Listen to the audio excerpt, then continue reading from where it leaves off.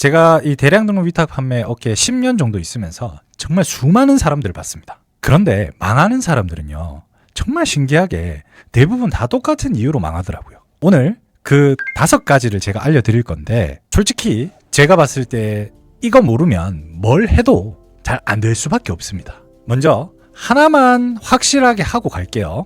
위탁 판매는요, 창업입니다, 여러분들. 부업으로 하시든 뭘로 하시든 사업자 등록증을 내고 하는 순간 본질은 창업입니다. 근데 대부분 이걸 모르고 시작을 하세요. 대부분 어떤 마음이냐면 강의만 들으면 되겠지, 시키는 대로 하면 잘 되겠지, 이러다가 대부분 다 망합니다. 오늘 말씀드릴 5가지는요, 제가 지난 10년 동안 직접 겪고 주변에서 망하는 거 보면서 정리한 거예요.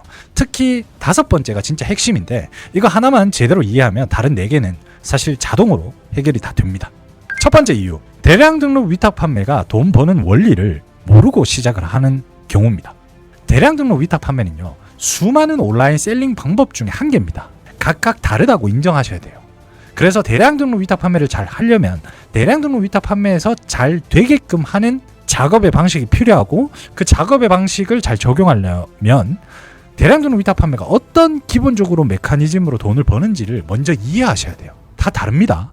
대량 등록 위탁 판매는요, 기본 이 메커니즘이 있습니다. 상품이 가지고 있는 트래픽으로 우리는 돈을 버는 거예요. 내가 팔리지도 않을 제품을 인위적으로 키워드를 잘 쓴다거나 상세 페이지를 잘 만든다거나 썸네일을 잘 만든다거나 이런 행위들로 판매량을 높이려고 하는 행위가 들어갈수록 오히려 마이너스입니다. 우리는 대량 등록 위탁 판매 기본 메커니즘은 상품이 가지고 있는 기본 트래픽이 있어요. 수요가 있다고요. 이걸 통해서 상품명 가공은 단지 이거를 묶이지 않게끔 바꿔만 주는 변수일 뿐인 거지, 상품명 가공을 잘해서 내가 이걸 상위 노출시켜서 1등을 해서 무조건 잘 안 팔리는데 불구하고 내가 가공한 결과들로 정말 상위 노출돼서 잘 팔리게 만들 거야, 이런 생각이 들어가는 순간 힘들어져요. 관리 포인트가 너무 많아진다는 거예요. 한 개 작업하는데 작업의 소요 시간이 너무 많아집니다. 그래서 애초에 상품이 가지고 있는 트래픽을 우리는 의존할 수밖에 없고, 우리는 이 날짜에 이 시간에 어떤 소비자가 어떤 트래픽을 원하는지 모르니까 많이 뿌려놓고 기다리는 거예요. 단 상품명만 최대한 다르게 표현해서 가격 비교에 묶이는 것만 최대한 피해서 노출을 하자는 거죠. 오픈마켓에 여러분들 정보 검색을 하러 갑니까? 아니죠. 물건을 사러 오픈마켓에 갑니다. 오픈마켓은 기본적으로 물건을 사는 사람들이 모이는 트래픽들이고, 물건이 사려고 접속한 사람들이 득실득실 되는 곳에다가 우리는 많은 상품을 뿌려놓고 기다리는 일을 하는 거예요. 이게 기본 메커니즘이에요. 그래서 우리는 상품명을 바꿀 때 최대한 다르게 표현하고 변수를 약간 줬다에 만족해야지, 내가 이거를 상위 노출시키기 위해서 네이버 SEO 최적화를 시켜서 내가 만든 상품명은 1등을 할 거야 라는 개념이 들어가는 순간 작업의 포인트가 굉장히 많아집니다. 그래서 저는 이 단순하게 상품명 정도를 바꾸는 일을 1차 돌격대라고 합니다. 가격 비교에 묶이지 않고 기존 경쟁자랑 다른 키워드로 리스팅 되게 하고, 딱 여기까지의 목적과 의의를 지닌 상품명을 바꾸는 일, 그리고 그렇게 해서 탄생된 데이터들, 상품 데이터들을 저는 1차 돌격대라고 불러요. 왜냐하면 어차피 우리가 작업하는 대량 등록 위탁 판매 관점에서 볼 때 우리가 작업하는 데이터들이 다 팔릴지 안 팔릴지 몰라요. 그리고 초보라면 아무래도 많은 상품을 올렸을 때 초반에는 소수의 상품이 팔리겠죠. 다시 말하면 내가 죽었다 깨어나도 많은 상품에 대해서 안 팔릴 확률이 높은 수밖에 없다는 거죠. 인정해야 돼요. 그런데 상품 한 개 한 개마다 작업의 시간이 아주 많이 들어가게 되면 어차피 초반에 많이 안 팔리게 되는 확률이 압도적으로 높은데, 내 시간을 그럼 날리는 방향으로 일을 하는 거죠. 그래서 저는 이 1차 돌격대라고 표현하는 것은 어차피 뭐가 잘 팔릴지 몰라요. 그리고 이게 얼마나 잘 팔릴지도 몰라요. 그리고 우리가 그걸 인위적으로 끌어올린다는 생각은 버려야 돼요. 그래서 1차 돌격대라고 표현했고, 이 1차 돌격대를 그냥 단순히 상품명을 바꿨다라는 변수 정도만 가지고 있는 어떤 하나의 집단으로 보셔야 돼요. 내가 A라는 상품을 B라는 상품명으로 바꿔서 이제 가지고 있다. 그럼 요 상태가 1차 돌격대 상태가 되는 거예요. 그럼 1차 돌격대가 돌격 앞으로 해서 오픈마켓에 들어가는 상태가 중요한 거지, 그리고 이 1차 돌격대가 많이 양산되는 게 중요한 거지, 이 1차 돌격대를 완벽한 정예군으로 만들 필요가 없다는 거예요. 왜? 어차피 그렇게 해도 주문이 안 들어옵니다. 대량 등록 메커니즘에서는. 여러분들이 초보 단계라면. 그래서 초보분들이 대부분 어떻게 일을 하고 있냐면요, 이 소량 위탁 판매에서 좋아 보이는 거, 사입 판매에서 좋아 보이는 거, 브랜딩 판매에서 좋아 보이는 거, 로켓크로스에서 좋다라고 하는 것들을 모두 다 접목시켜서 대량 등록에 다 작업의 포인트로 넣으면서 일하고 계시는 거예요. 그리고 이런 걸 자꾸 대량 등록에 접목을 하세요. 그러면 어떻게 되냐? 관리 포인트가 너무나 많아집니다. 효율도 안 나고요. 지치고요. 대량 등록 메커니즘에서는 빨리 매출이 나는 구조가 아닙니다. 쌓아 나가는 구조죠. 이걸 기본적으로 이해하셔야지 내가 작업한 게 이만큼이고 정말 열심히 했는데 매출이 안 올라. 기본은 대량 등록 메커니즘 하고 있으니 그러면 거기서 매너리즘에 빠지고 이제 번아웃이 오는 거예요. 내가 이렇게 열심히 했는데 이렇게밖에 주문이 안 들어와? 그러면 이 짓을 내가 도대체 몇 년이나 몇 개월이나 해야 돼라는 그 두려움에 빠지게 되면 이제 못 헤어나오는 거죠. 그래서 정리를 하자면 대량 등록 위탁 판매는 원래 천천히 매출이 증가하는 구조고요. 애초에 그런 구조인 셀링 방식이에요. 근데 거기에 조금 더 잘 노출되게 조금 더 잘 팔리게 이런 포인트를 자꾸 집어넣으면 망하게 됩니다. 한 5년차 이상 된 상위 셀러들은요 이 구조를 완벽하게 이해하고 있어요. 그리고 대량 등록 위탁 판매가 정말 놓을 수 없는 하나의 부업이든 창업이든 내 캐시카우로 만들어주는 형태로 유지하고 있는 거죠. 왜? 이 메커니즘이 너무 단순하거든요. 근데 그 기다리는 일을 못합니다. 그래서 상위 셀러가 되면 계속 상위 셀러를 유지할 수 있는 업종 중에 하나죠. 대량 등록 위탁 판매는 단순하지만 이 구조를, 이 영역을 벗어나지 않습니다. 두 번째, 영업사원의 개념을 모르고 팔린 상품을 관리를 잘 안 하십니다. 초보 등급일 때는요 상위 셀러들보다 판매될 조건들이 압도적으로 불리합니다. 확률적으로 자연 매출이 일어날 일이 굉장히 적어요. 인정하셔야 돼요. 그런 기간이고 다른 판매 방법에서 모르겠는데 대량 등록에서는 그렇다고요. 이 메커니즘으로 돈을 벌려면 이거를 말이 되게 쉬워 보이는데 정확하게 인정하셔야 되는 거예요. 그래서 어떻게 하는지를 물어보면 판매가 되었던 주문권을 무조건 남겨놓으셔야 돼요. 이 판매됐던 주문의 상품들은 나의 영업사원이 이제 되기 시작하는 거예요. 어느 순간부터? 판매가 된 순간부터. 왜냐하면 그 상품은 판매가 됐기 때문에 일단 해당 오픈마켓에 수수료를 저희가 지급을 한 상태죠. 그러면 해당 판매 페이지가 점수를 먹은 상태예요. 그 어떤 데이터보다 조금이라도 더 내가 올린 상품들 중에서는 상위 노출되어 있을 가능성이 높습니다. 그리고 그 주문을 구매한 사람의 바이럴이 될 확률이 높아요. 내가 이 제품을 주문하고 받아봤는데 괜찮아. 그러면 다른 사람이 이 제품을 어디서 샀어라고 물어보면 그 키워드를 안 알려줍니다. 내 주문, 나의 구매한 내역에 들어가서 그 제품 링크를 보통 공유해주죠. 이런 식으로 바이럴이 되거든요. 그리고 그렇게 주문한 사람들한테 모든 제품의 여러 가지 제품이 보일 확률이 알고리즘이 더 활성화가 되죠. 그래서 팔렸던 제품을 계속 남겨놓는 게 그런 트래픽들의 찌꺼기들을 계속 모아가지고 우리는 바닥에서부터 올라가는 그런 구조를 만들어야 되는 거예요. 그래서 팔린 제품은요 나한테 트래픽을 모아다주고 주문이 들어오게 할 수 있는 영업사원이 만들어진다라고 생각하셔야 돼요. 그리고 영업사원 역할을 하는 거고 이 영업사원들이 뭐 영업 나갈 때마다 100% 다 수주를 받아오나요? 아니죠. 그렇기 때문에 이 영업사원이 1명 만들어졌을 때 100명 만들어졌을 때 1000명 만들어지더라도 꾸준하게 그걸 계속 모아가면서 이런 확률들을 나의 상품 데이터들로 발생이 되게끔 만들어주는 그 과정이 필요한 거예요. 그래서 결론은 쉽게 말씀드리면 1차 돌격대를 먼저 뿌리고 주문 들어온 상품은 남기고 영업사원들 하나 둘 셋 4개씩 천천히 모아가는 일을 우리는 하는 겁니다. 근데 초보분들은 뭘 하냐면요 안 팔린 상품 분석하고 이걸 어떻게 상위 노출시킬까를 거기에 시간을 다 씁니다. 팔린 상품은 그냥 놔두고요. 근데 여러분들 어떤 셀링 하십니까 물어보면 저 대량 등록 하는데요 라고 대답을 하세요. 정말 이게 앞뒤가 안 맞는 방식으로 일을 하고 계시는 거예요. 한 5년 이상 된 상위 셀러들은요 팔린 상품 관리에 굉장히 집중을 합니다. 왜냐하면 내가 이 영업사원 1명 얻을 수 있는 확률이 굉장히 적다는 것도 알고 있고 이렇게 얻어진 영업사원을 관리를 잘 해야지 나한테 더 많은 상품을 물어다 줄 거 아닙니까? 그죠? 그래서 영업사원 10명 모으는 게 1차 돌격 때 100개, 1000개, 10,000개 만드는 일보다 더 중요할 수도 있는 거예요. 그걸 인정하셔야 돼요. 이 메커니즘을. 그리고 이게 가장 중요한데 세 번째, 사업가 마인드, 기업가 정신이 없습니다. 이건 무슨 뜬구름 잡는 소리냐라고 할 수 있는데 이거 되게 중요합니다. 뭔가를 교육을 받고 하기만 한다고 해서 돈을 버는 시장이 있을까요? 여러분들 돈 버는 거 어렵다고 다들 인정은 하면서 내가 듣는 교육을 하면 나는 벼락부자가 될 거야 라는 희망을 가지게 되는데 그게 애초에 잘못된 명제고 성립될 수 없는 명제죠. 애초에 존재하지 않습니다. 하기만 한다고 해서 되는 시장은 돈을 버는 일인데 과연 그런 게 있을까요? 만들어져 있는 곳에 내가 행위만 한다고 돈벌이가 만약에 되면 그거는 제가 봤을 때는 사기라고 봅니다. 창업하고 사업하고 하는 모든 행위는요 그 행위가 부업이 됐을지언정 결국 내가 사업자 등록증을 내고 어떤 그 돈 버는 일을 한다라고 하면 내가 무에서 돈을 벌게 하는 유의 시스템을 만들어가는 과정이라고 보시면 돼요. 근데 이 과정에서 뭐가 생기냐면요 걸림돌이 엄청 생깁니다. 이거 왜 이렇게 힘들어? 이거 억울한데? 이거 비효율적이야?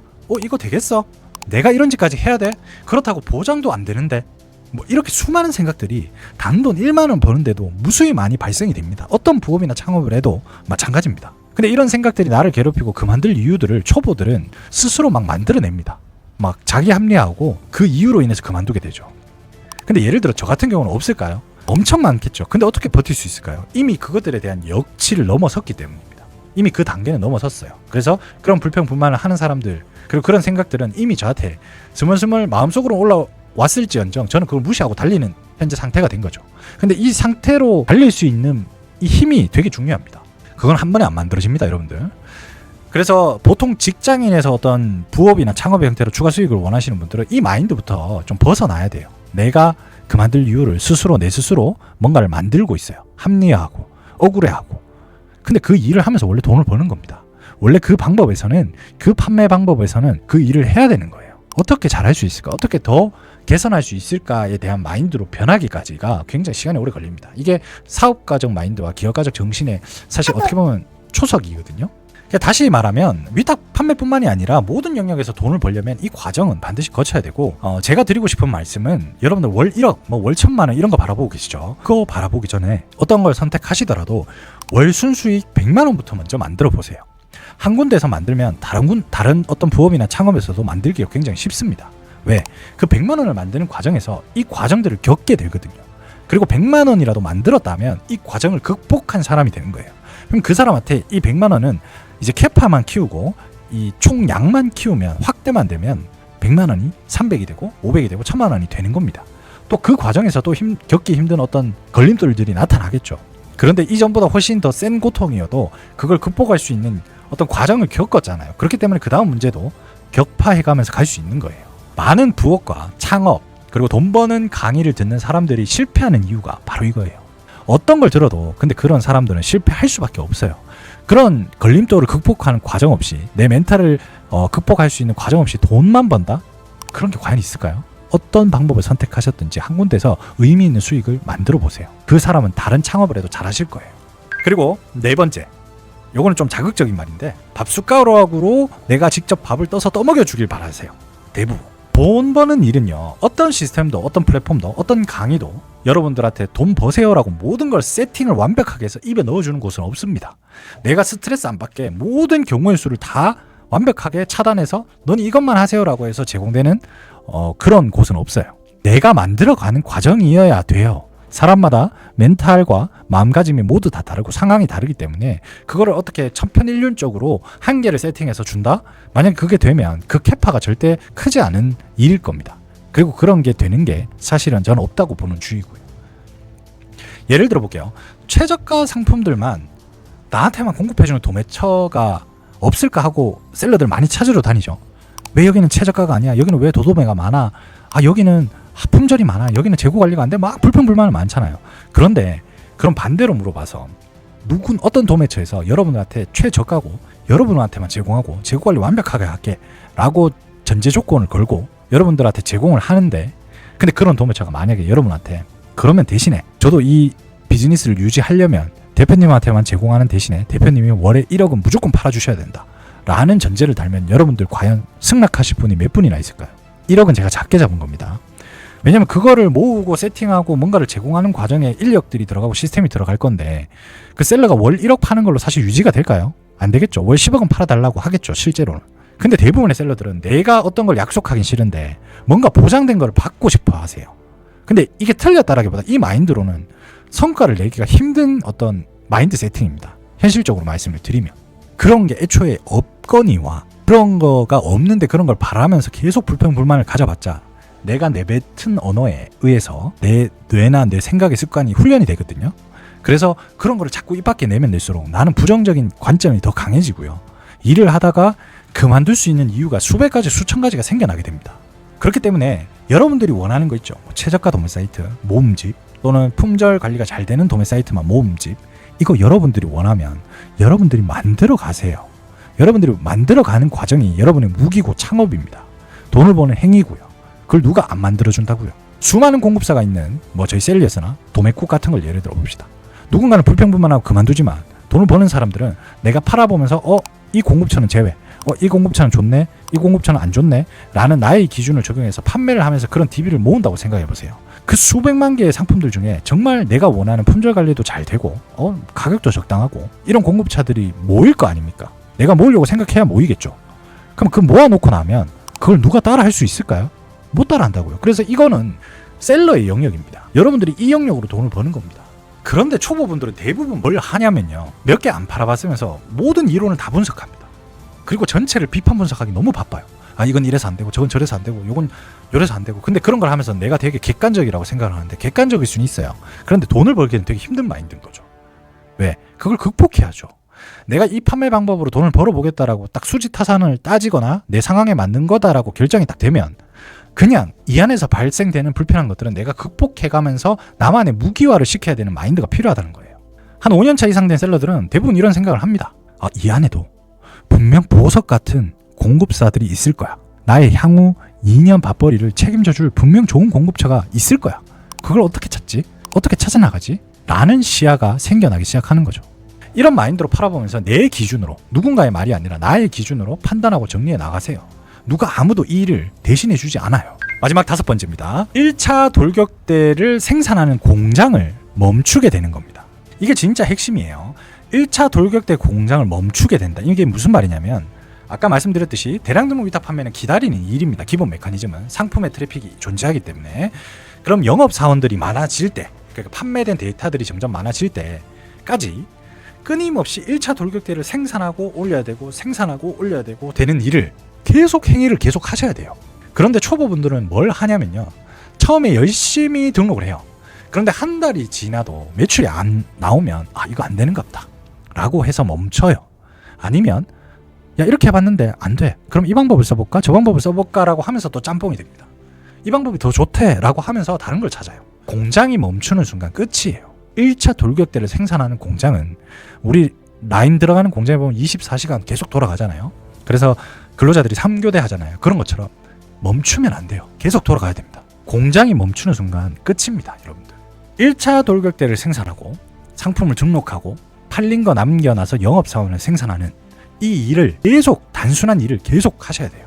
그럼 이 일을 계속 하려면 최초에 등록을 하는 1차 돌격대를 생산하는 이 일은 끊임없이 생산이 돼야 돼요. 3개월, 6개월, 1년 공장을 멈추지 않고 돌리는 사람만 살아남아요. 왜? 우리는 어떤 게 팔릴지 모르니까. 대량 등록은 그런 관점이라고요. 다른 판매 방법은 달라요. 5년차 이상 된 상위 셀러들도 마찬가지로 매출이 안 나와도 이 공장 자체를 멈추는 일은 잘 없습니다. 이런 것들로 인해서 내가 이번 달에는 매출이 저조하더라도 다음 달에 올라갈 수 있는 구조라는 걸 필드에서 겪어보면서 뼈저리게 느꼈거든요. 그래서 조급해하지 않고 그냥 계속 공장을 생산하는 라인을 계속 돌리고 있는 중이죠. 솔직히 말하면 누군가 이게 되게 의미 없다라고 하지만, 저는요, 위탁 판매가 다른 것보다 좋은 이유는 딱 이거예요. 주식시장 망하면 나도 망해요. 부동산 자본 없으면 나도 하지도 못해요. 그리고 만약에 성공 사례가 소수긴 하지만 실패 사례에 해당되는 사람들은 자본의 손실이 옵니다. 우리는 자본의 손실이 없어요. 내가 포기 안 하고 계속 이 공장을 돌리고 이 메커니즘을 운영하면 계속 할 수 있어요. 단돈 하루에 1,000원이라도 더 버는 구조로 바뀌게 됩니다. 너무 당연하게. 공장만 멈추지 않으면 언젠가는 영업사원들이 모일 수밖에 없는 구조예요. 영업사원들이 모이게 된다면 그때부터 달라지기 시작하는 구조입니다. 공장을 멈추지 마세요. 이게 상위 셀러들의 진짜 비밀입니다.